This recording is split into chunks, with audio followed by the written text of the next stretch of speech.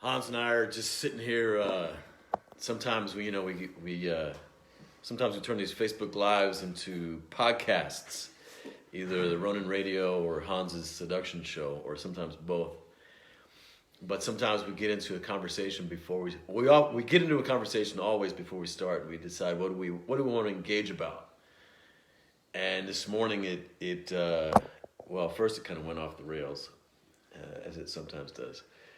And then we started talking about what is that? What the hell is that? This is my way of letting the world know that you're to blame for it. Yes. Okay. Yeah. Thank you. But so this morning good thing this isn't going to be a podcast episode, all right? Because I'd be wailing on you right now. But we had a long conversation this morning. We never started the podcast, but we've committed ourselves. Let's just go live every day, even if we don't do a podcast. Yeah, and it was a good conversation. Because I always, since I was born, I have to keep reminding myself, honor first, always. Whenever I interact with people, honor first, always. And I stand for it, because I talk about seduction in the way of honor the other in their world first, then and only then you can guide them to a place you both want to go. Yes. And then I keep forgetting it. Well, sometimes a wise man once said that we teach what we most need to learn. Yes. Hence, that's why you teach seduction. Oh. And why I teach honor. No, if this were true, you would be a fitness coach. And you'd be a comedy coach. By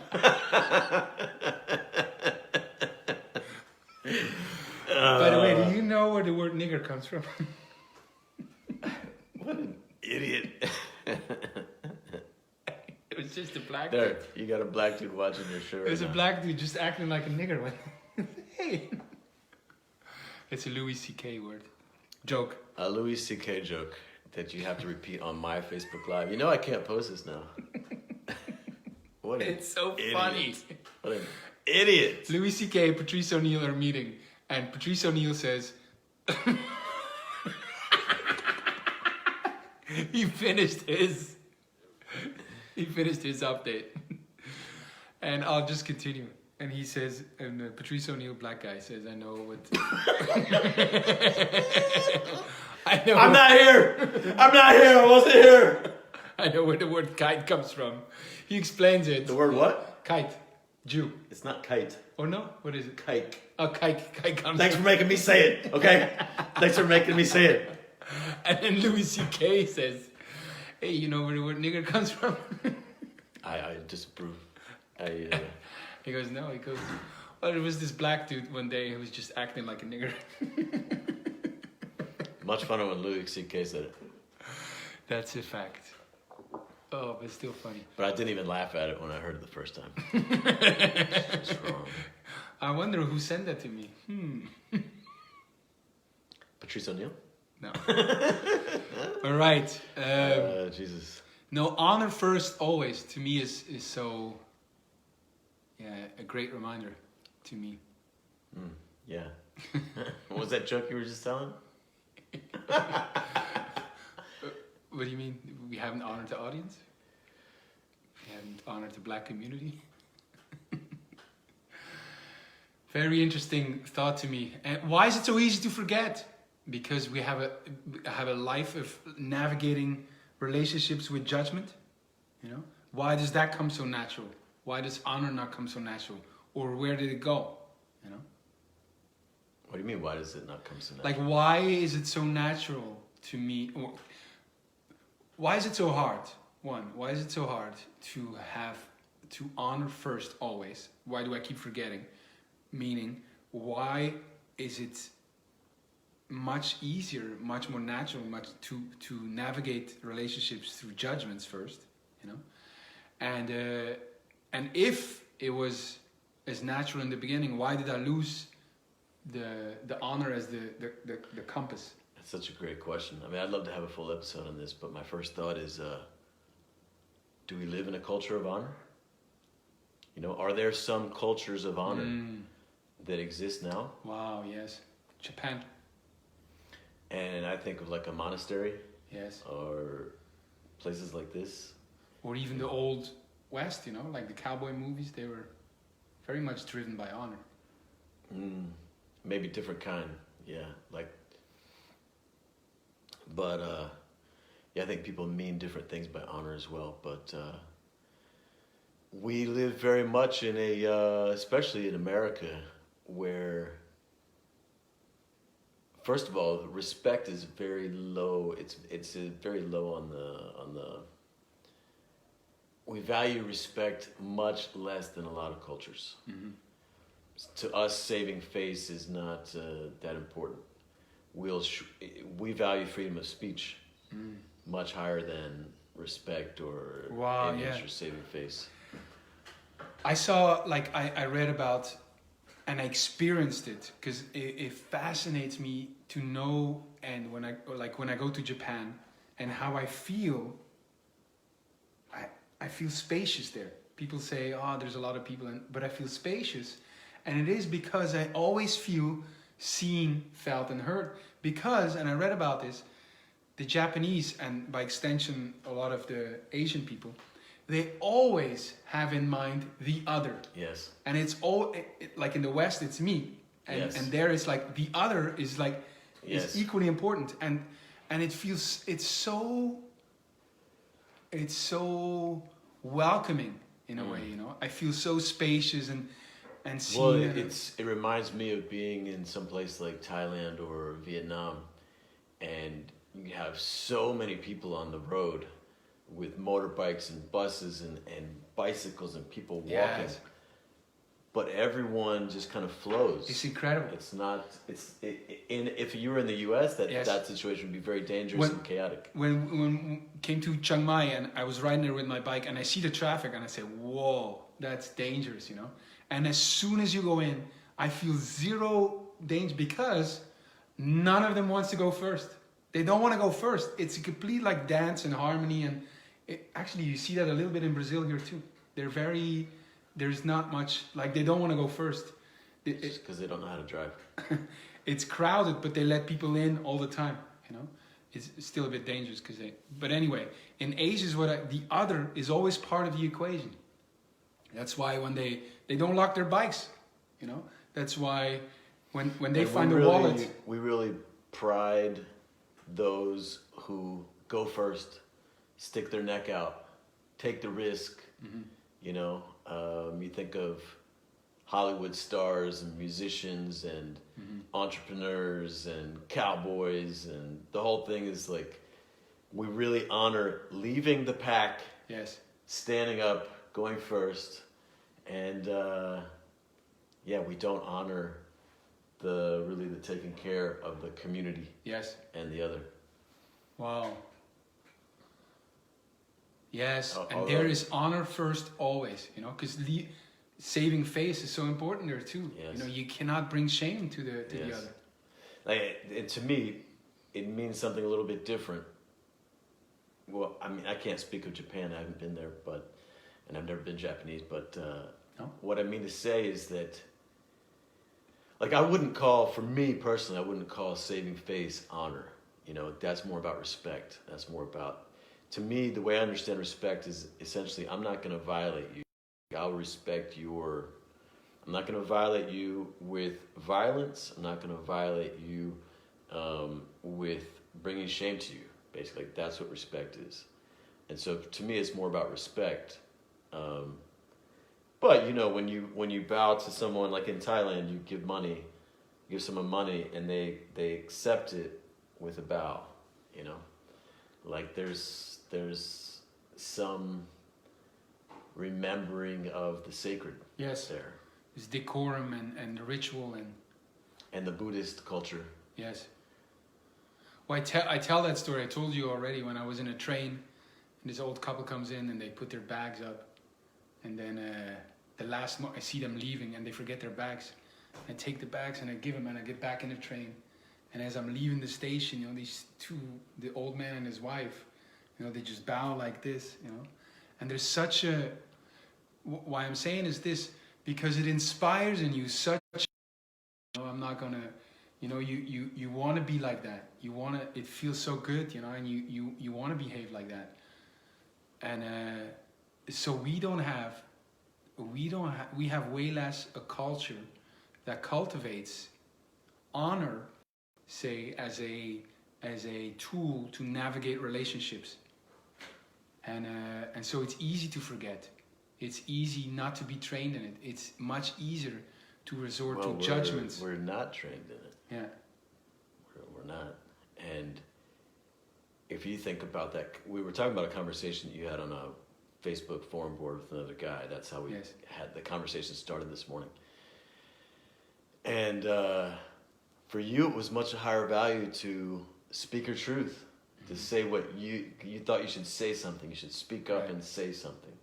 Like, I should speak my truth, and I have a voice, and like, these are the things that you valued. And what's true, and what's right. Yes. Right? But nowhere in your value hierarchy, at least nowhere near that level of valuing those things, was, let me take care of this guy, let me bring honor to this guy. It's much lower value. Well, not and that's, take care maybe, but honor, no. That's normal. Like, that's Western society. Because I did have thoughts of like, an ally would call him out, so I should do it. But the honor was not there. Like, I didn't honor him. I remember my intention was there to like take care, in the sense, and an ally would take care and call out the bullshit, I don't know if that was a motivation or a justification, whatever, But the honor was not there. There was no point that I honored, and that's the reminder for me, Honor first, always. And Stephen Covey said, seek first to understand, then to be understood. And seeking to understand is honoring. Mm-hmm. Right? Yes. It's let me not just assume that I know you or your situation. Yes. Let me be curious and where are you? What are you facing? What did you mean by that? And give someone else space. Imagine shifting through this training, because you have the honor window, the setting context of honor, inner conflict, it's a bit different. But through the training, imagine that you shift from using judgment as the default way, to using honor as the default tool to navigate relationships, I'm angry with myself of like forgetting it, I should honor myself. It's improving a lot, But imagine that, how powerful it is. We saw it last week when I was talking to Zan, and it just came almost like it was not planned or, but I could be in that state where I honored first, and it's just overwhelming. It's a really great, beautiful, felt experience that makes magic happen, Yes. And so that's why I'm also angry when I see, fuck, I forget it again. I forget it again. Yeah. Well, you will many times. No. Yes. This was the last time. You will many times. You forget it? It's like talking with your mouth full. If you have a habit of doing something, that's just the way that you do it, and you haven't been conscious of it your whole life. Mm-hmm. And you've been standing for the other thing your whole life, speaking your truth, saying something, this kind of thing. Yes. That's your whole training is about that. And so to expect that somehow all your wiring will just change because you learned something intellectually, that's it's not fair. It's there. Just because you learn something doesn't mean that your whole neurology is transformed. But what a great I'm talking about, because this is incredible. Like, what a great opportunity, like, to see all this, like, to see my own judgment, to see how easy it is for me to use judgment as the compass with which I navigate my relationships, to see where it's coming from, like, that I didn't have any training in it, to see also that there is a training in it, you know. We could do the honor window. We could practice like we're doing the marital arts. We could practice, and it is getting better, you know. And I've experienced that when I use honor as the navigating tool, that just, it feels great, and there is this magic that happens, you know. What a great realization, you know, and what a great model to like keep training, Yeah. because you could save your relationships, the ones that have gone sour. You can resuscitate them, and you can and they're essential. The honor is essential to keep growing and to keep your relationships with your partner, with your family, with your friends, with your community, with the people you meet online, you know, on boards. You can keep that thriving, you know. So, well, the power that many of us know firsthand and we're used to is the power of judgment. You can make things happen through judgment. If you judge yourself enough, you can change your behavior. If you judge someone else enough, they'll change their behavior. Like we're very skilled in the way of judgment, and it feels powerful, and we feel righteous when we do it, and we get to channel the anger or the feeling like we're right and we're, you know. But it has its limits, you know. Judgment can go so far, but for example, it can't make miracles happen. It can't open a space where miracles can happen. And that ability to make miracles happen is a totally different kind of power. It's a completely different kind of power. yes. And it's not a linear power. No. It's not like you make it It's happen. not a penetration. It's more like there's a surrender. It's crazy how like when I was doing it last week with the group, you know, it's not this forceful thing. It was not even like thought of, I'm going to do this. It was really like, I felt an incredible surrender, you know, to receive what was there. And it's so much more powerful. It's so much more powerful. Yes. Well, I'm drawing lines now with the power to surrender, the power to seduce, the power of you know, being on an adventure, like more that welcoming and just be in spirit than I want to make this happen. Yes. I'm going to judge you into transformation. Well, you know, for my first, I would say, maybe 6 or so boot camps, you know, when I'm basically training people in the honor work. A lot of times I was coming from judgment. These, you know, people still sitting in their seats, and I'm like giving them this chance to do this great honor work. You know, I'm standing in front of the room, trying to bring them to miracles, to the honor world, and to miracles, and some of the time through judgment. You know, trying to make them get up here. You know, and like mixing the honor with the judgment, and.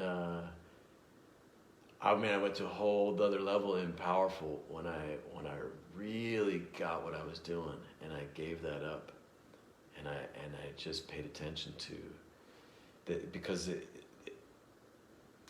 creating that space of honor, creating that context of honor for everyone to be inside of, and then they step up, and you don't make it happen. You don't make it, but you just do it, and then it's like, okay. All those people in those other boot camps that I was judging,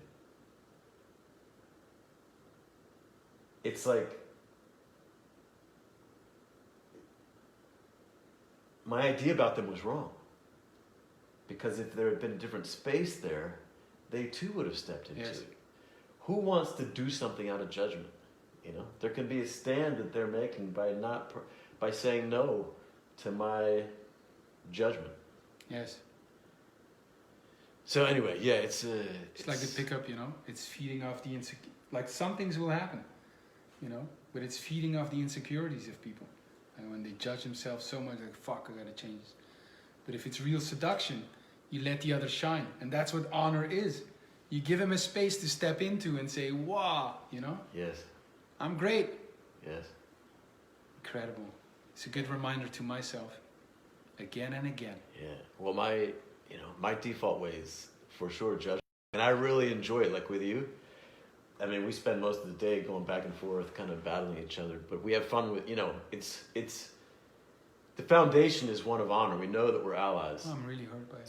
So on top of that, we can bring a lot of joking and teasing and judging and all that sort of thing. But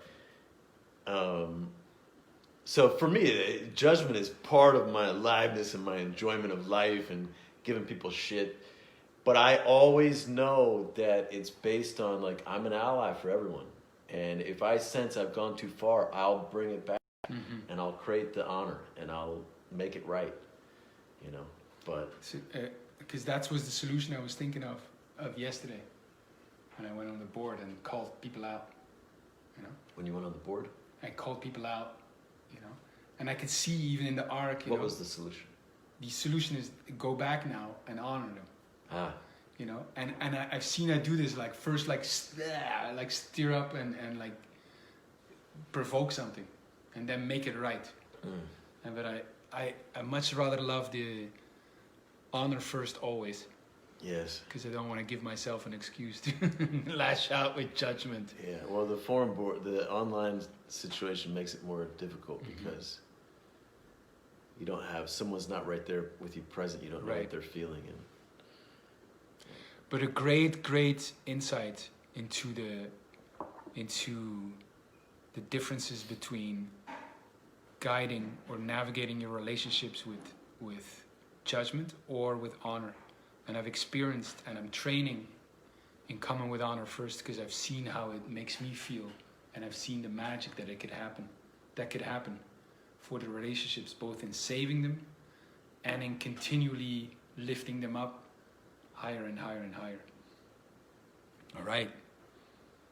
See you guys tomorrow. Can't finish it.